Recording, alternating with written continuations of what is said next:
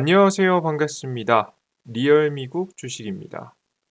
오늘 리얼 미국 주식에서 준비한 주제는 미국 증시 공포 속 큰 손들의 움직임 시작에 대한 내용으로 오늘의 영상을 준비했습니다. 최근 들어 미국의 신용등급 하락에 의해서 미국의 주식 그리고 채권 시장에서 자금들이 빠져나가고 있습니다. 하지만 이러한 빠져나가는 흐름을 미국 큰손들도 당연히 예상을 하고 있었겠죠. 이런 흐름에 대응하기 위해서 큰손들은 어떻게 방어적인 태도를 취하고 있는지 자세한 이야기를 준비해 봤습니다. 최근에 좀 안 좋고 좀 조심해야 될 만한 부분들 위주로 설명드렸다면 오늘의 영상은 이 안 좋은 부분들을 어떻게 대응하고 있는지, 미국은 어떻게 이것을 안정시키려고 하는지 이를 중점으로 영상을 준비해 봤으니까요. 영상 시청하시면서 우리가 함께 지속적으로 관찰해야 될 만한 지표와 흐름들은 무엇인지 확인해 보시면 좋을 것 같습니다. 자, 본격적으로 영상 시작할 건데요. 저희는 리얼미국 주식은 매주 세 번의 영상을 통해서 영상을 전달해 드립니다. 월요일, 목요일, 토요일 세 번의 영상을 통해서 다양한 투자 의견을 전달해 드리고 있고요. 여러분들의 투자 판단에 다양한 생각을 할 수 있도록 다양한 정보 내어 드리고 있습니다. 그리고 리얼미국 주식 속보를 통해서 저 실시간 뉴스도 전달해 드리고 있습니다. 요즘에 워낙에 변수가 많다 보니까 변화에 빠르게 대응하실 수 있도록 다양한 기사들을 좀 선별해서 비교적 빠르게 전달해 드릴 수 있도록 노력하고 있으니까 보시는 바와 같이 링크 클릭하셔서 텔레그램 접속하시면 뉴스를 굳이 찾아보지 않으셔도 이 뉴스만 보셔도 크게 문제가 없을 거라고 생각이 됩니다. 자, 간단한 설명 마쳤고요. 그리고 추가적으로 저희는 많은 것 바라지 않습니다. 저희는 여러분들의 응원 있으면 됩니다. 많은 응원의 댓글 부탁드리고요. 추가적인 의견이라든가 여러분들의 생각들 가감없이 다 달아주세요. 좋든 안 좋든 다 의견 어떤 의견이든 달아주시면 제가 하나하나씩 읽어볼 거고요. 특히나 응원해 주시는 분들은 하트 버튼도 눌러드릴 테니까요. 많은 참여 부탁드립니다. 자, 그러면 본격적인 오늘의 이야기 시작해 보도록 하겠습니다. 미국 시장 주요 뉴스입니다. 우선 이 뉴스를 간단하게 한 번 더 짚고 갈 필요가 있을 것 같습니다. 무디스에서 미국의 신용 평가를 좀 낮췄습니다. 신용 등급을 낮춘 거죠. 그러자 미국의 장기 국채 수익률이 5%를 돌파했고 미국의 S&P 선물과 달러는 하락했습니다. 그냥 단순하게 설명이 드리면 미국 탈출 러쉬가 이루어지고 있다. 미국의 뭐 주식이든 채권이든 미국의 달러든 모든 자산들에서 빠져나오는 모습들을 현재 보여주고 있다라고 생각하시면 될 것 같아요. 무디스는 급증하는 재정 건전성 악화에 대해서 역대 정부와 의회를 비판하며 재정 여건이 개선되고 있지 않다고 지적했습니다.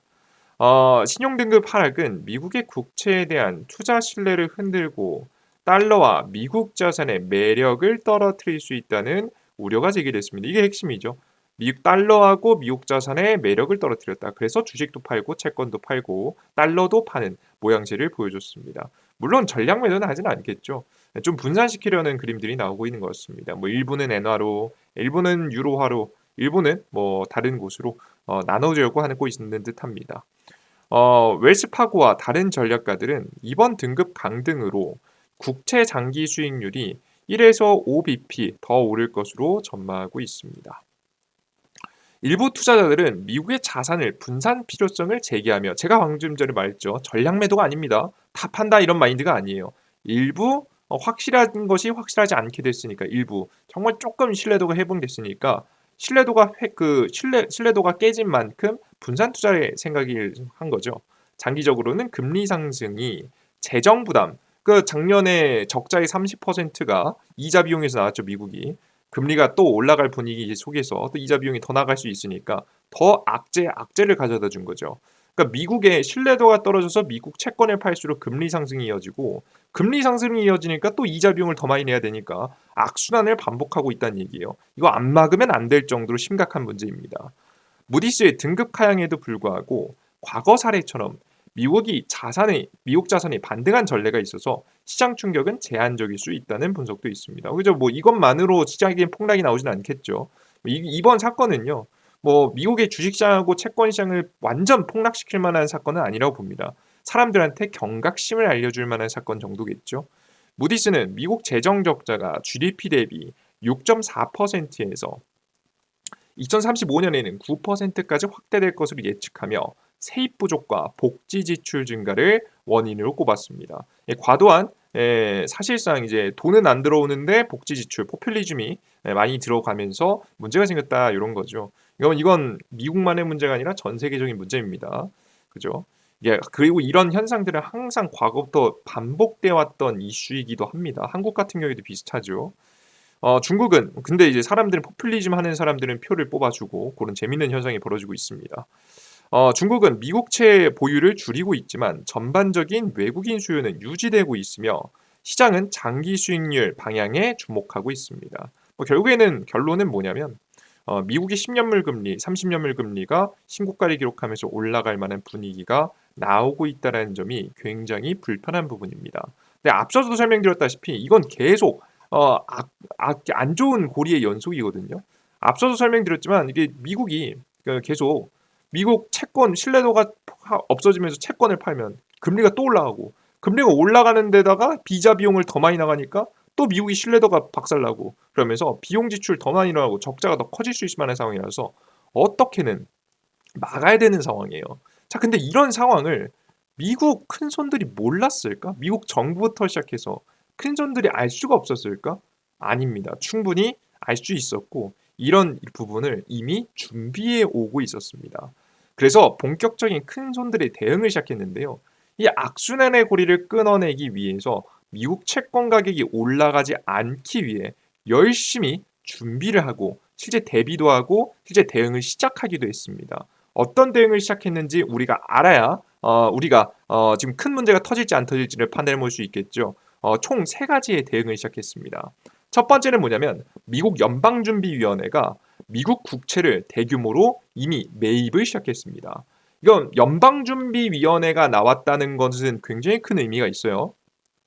직전에는 은행들한테 약간의 규제를 완화시켜주는 듯 하더니 이젠 대놓고 급하니까 연준이 자산을 매입해주기 시작했어요. 자산을 매입한다는 소리는 여기서 채권을 매입한다는 소리입니다. 여기서 표현은 조용한 양적 완화라고 표현을 했죠. 실제 미국 채권을 사들이는 모습을 보여줬죠.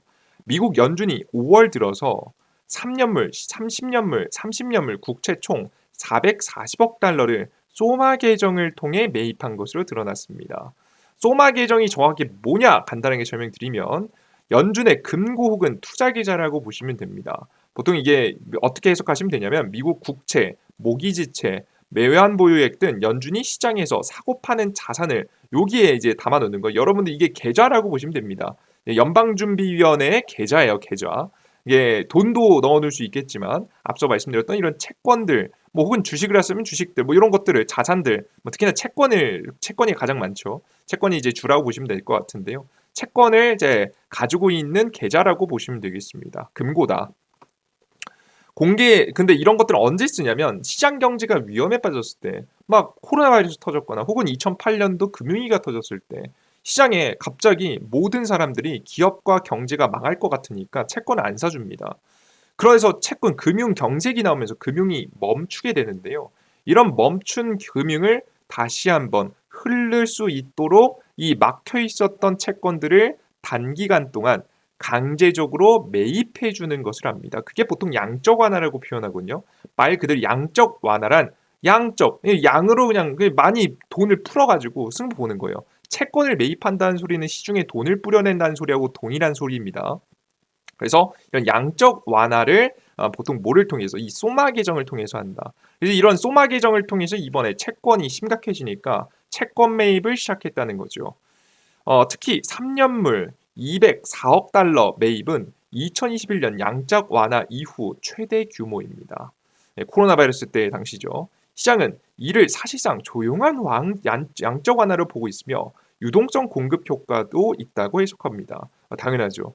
이는 시중에 자금이 유입될 가능성이 높고 그 통화 완화의 기대를 자극하는 요소로도 작용할 수 있습니다. 사실 이건 원래 보통 이런 행동은 금리가 다 낮아지고 나서 낮아질 대로 낮아진 다음에 내가 더 이상 할 수 있는 돈을 풀 수 있는 방법이 없을 때 맨 마지막으로 사용했던 방법인데요.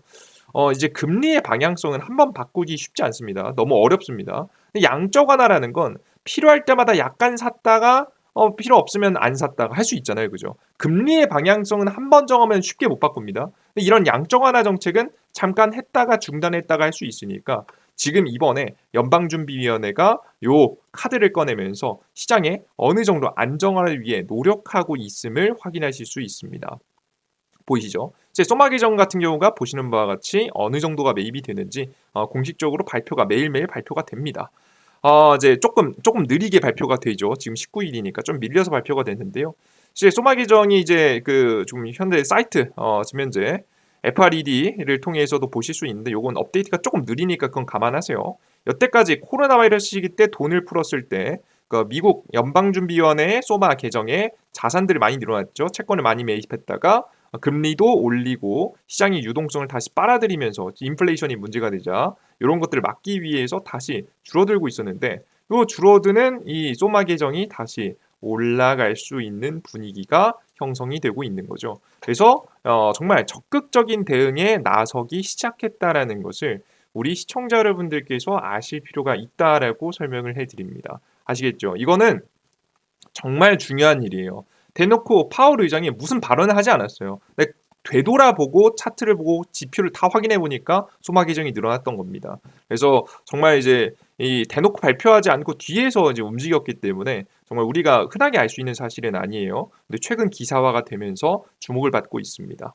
그래서 여러분들께서 이런 부분들로 미국 채권 수요를 채권의 무제한 엄청난 금리 급등을 막기 위해서 미국 연방준비위원회도 나섰다 정도로 생각하시면 되겠습니다. 굉장히 큰 의미가 있는 사건입니다.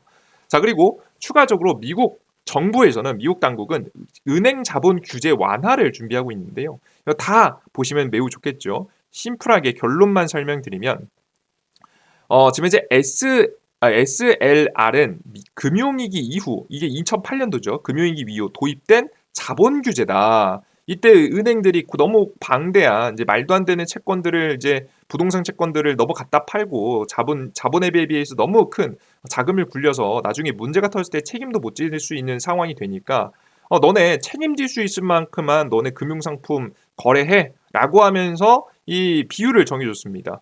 근데 이 자본의 기율이 지금 이제 은행들이 보유한 미국 국채 등 저위험 자산에도 불이익을 줬습니다. 그러니까 위험이 굉장히 국채를 보유하는 건 굉장히 가장 안전한 자산을 보유하고 있다는 소리인데 이런 것들까지도 규제가 들어오다 보니까 이들이 할 수 있는 금융 상품의 양이 많이 적어졌었어요. 근데 이런 규제를 완화시킴으로써 그냥 간단하게 말해서는 채권을 더 살 수 있는 여윳돈을 마련해 준 겁니다. 규제 완화로 미국 대형 은행들은 이게 결론이죠. 약 2조 달러의 대차 대조표의 여유를 확보할 수 있으며 국채 시장의 주도권 회복에 도움이 될 전망이다. 라고 하면서 미국 채권을 매수해 줄 수 있을 만한 상황을 만들어 줬습니다. 안 그래도 현재 미국 은행들이 지금 돈도 없고 살 돈도 없는데 계속해서 은행 금리는 상승하니까 엄청나게 손해 보고 있거든요. 이런 문제를 지금 이제 막기 위해서 방지하기 위해서 어느 정도 여윳돈을 풀어주는 모습을 현재 준비하고 있습니다. 이게 언제 도입될지는 우리가 살펴봐야겠지만 이미 준비를 하고 있다라는 거 확인하시면 좋을 것 같고요. 자, 그리고 맨 마지막 우리 미국의 채권을 보통 누가 많이 매수해 줬었죠? 일본 아니면 중국이 많이 매수해 줬습니다. 옛날에는. 근데 최근에는 누가 치고 올라오기 시작했냐라고 하면 영국이 지금 현재 치고 올라오기 시작했습니다. 지금 보시면 차이나 이 중국이 많이 매수하다가 결국에는 매입량이 줄어들기 시작했고요. 일본은 매입한 상태에서 그대로 유지하고 있고요. 엔키 트레이드 청산이 일부 벌어지니까 더 많이 올라가지 않고 오히려 현재의 자리에서 거의 횡보하고 있습니다. 그런데 이제 밑에서 중국의 물량을 받아주는 게 바로 누구다? 영국이다. 영국이 강력한 매집을 시작했습니다. 그래서 역시나 채권의 매입을 현재 영국이 방어를 해주고 있다라고 보시면 될 것 같아요. 이렇게 되면서 이 추세가 이제 서로 맞물리게 되면서 자연스럽게 영국이 많은 매수를 보유하게 됐죠. 이제 보시는 바와 같이 중국 국채 보유는 많이 줄었고 일본과 영국, 캐나다 등의 국채 보유량은 늘렸다. 특히나 그들 중에서도 영국의 국채 보유량이 사상 최고치를 기록하는 모습을 확인할 수 있었다라는 겁니다. 그래서 여러분들께 정리를 해드리면 미국의 신용도 하락으로 미국 주식 채권 시장의 자금 이탈이 가속되고 있는데요. 그래서 이거 막을 수 없는 문제 아니냐, 당장에 엄청난 문제로 터지 않겠느냐, 뭐 이런 생각을 하실 수도 있는데 저는 그렇게까지는 바로 이어지진 않을 거라고 봅니다. 왜? 앞서서도 설명드렸던 바와 같이 지금 채권의 상승이 나오는 게 가장 큰 문제인데 이 채권 상승을 막기 위해서 연준도 개입을 시작했고 은행 규제 완화도 준비하고 있고 영국도 채권을 강력하게 매수해주면서 중국이 채권을 파는 것들을 방어해주고 있어서 바로 급속도로 안 좋아질 가능성은 좀 매우 낮다. 시장에 조정이 나오더라도 단기 조정일 가능성이 높고 오히려 횡보에 가까운 흐름을 당분간은 보여주지 않을까라는 생각이 개인적으로 생각이 됩니다. 그래서 우리는 지금 현재 가장 중요하게 바라봐야 되는 게 뭐냐면 다양한 큰 손들도 움직임을 시작했지만 저는 연방준비위원회의 개입이 가장 큰 변수라고 보고 있거든요. 그래서 연방준비위원회가 언제 연설을 하는지가 중요합니다. 이들이 이번에 이런 행동을 했으면 이제 기자들이 안 물어볼 수가 없어요. 소마 개정을 통해서 얼마나 매입을 할 생각이냐, 얼마나 미국 채권을 기준을 잡고 방어를 할 것이냐, 이런 것들을 이제 아마 이제 물어보게 될 가능성이 높거든요. 그래서 이런 부분들을 지금 이제 물어볼 수 있는 FOMC 연설이 주목이 된다. 이때는 피할 수 없을 거예요. 그래서 6월 16일 지금부터 약 한 달 정도 뒤죠. 19일 정도에 FOMC 발표가 될 때 우리가 확인해 봐야 된다라고 생각이 됩니다. 6월 19일 확인해 보시면 좋을 것 같습니다. 일정 딱 저장해 두고 제가 일정 나오고 어떤 얘기가 나오는지 자세하게 확인한 다음에 말씀드려 보도록 할게요. 아시겠죠? 좋습니다. 그리고 추가적으로 지표 발표가 이번 주에 있는데요. 이번 주 아직 특별한 지표 발표는 이어지진 않았습니다. 그래서 이번 주에 가장 중요한 것들은 특별한 건 없고요. 제적 구매 관리자 지수 정도 보시면 될 것 같고요. 다음 주가 중요한 게 있습니다. 근원 소비자 물가 지수, PCE 지표가 나오니까 다음 주 지표까지 확인해 보면 좋을 것 같습니다. 좋습니다. 간단하게 시장에 대한 이야기 좀 짚어봤는데요. 시장은 단기간에 막 엄청 문제가 생기면서 당장 무너질 것처럼 하고 있지만 이미 대응을 시작했기 때문에 우리가 이 대응들을 어떻게 해나가는지를 자세하게 추적해 관찰해 볼 필요가 있습니다. 이런 부분들을 혼자 짚기 당연히 어렵기 때문에 제가 직접 하나하나씩 뜯어보면서 어떤 변화가 일어났고 어떤 변화에는 시장이 어떻게 대응하고 있는지, 그래서 시장에 무너질 타이밍은 언제 무너질 타이밍이 높으며 혹은 올라갈 타이밍은 언제 올라갈 타이밍이 높을지 상세하게 지금부터 추적 관찰해 보면서 중요한 시기마다 짚어드려 보도록 할 테니까요. 매번 올라오신 영상 시청하시면서 여러분들의 투자 판단에 도움을 받아가시면 좋을 것 같습니다. 자, 오늘 영상은 여기서 마무리해 보도록 하겠고요. 다음 영상에 좀 더 유익한 내용과 함께 또 찾아뵐 테니까 다음 영상도 기대해 주셨으면 좋겠고요. 메인 페이지에서 링크 클릭하시면 실시간 뉴스도 확인할 수 있으니까 실시간 뉴스까지 확인해 보시면 좋을 것 같습니다. 모두 수고 많으셨고요. 전 다음 영상에도 뵙겠습니다. 수고하셨습니다. 감사합니다.